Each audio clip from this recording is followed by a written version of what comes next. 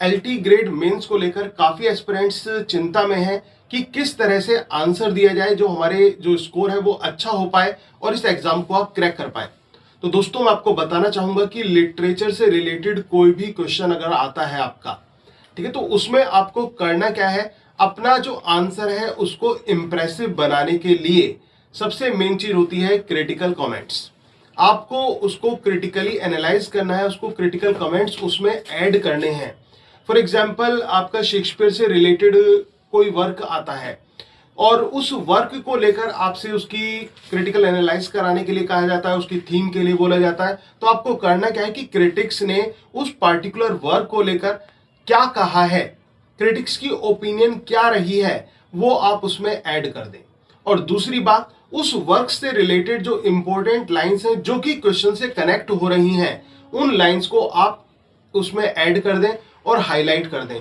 अगर आपने ये दो चीजें एग्जाम में कर ली, चाहे वो क्वेश्चन पोएट्री का हो, चाहे वो प्रोज का हो, चाहे वो आपका फिक्शन का हो, ये या प्ले का हो, या फिर राइटर बेस्ड क्वेश्चन हो या पोइट बेस्ड क्वेश्चन हो, दोस्तों तरीका यही है, क्योंकि जितना हाईलाइट करोगे, जितना क्रिटिकल कमेंट्स करोगे, जितने लिटरेरी टेक्स्ट ऐड करोगे, उतना ही आपको इसका फायदा मिलना है। क्योंकि अगर जो आपको इसमें एग्जाम को क्रैक करना है तो आप मेरी ये दो बातें ध्यान रख लेना।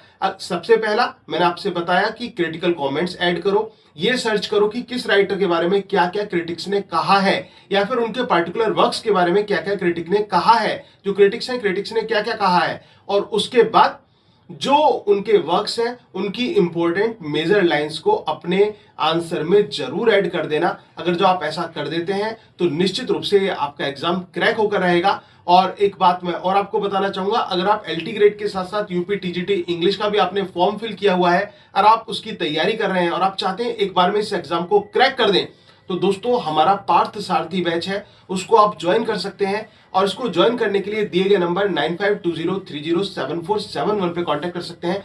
Thank you very much, wish you all the best.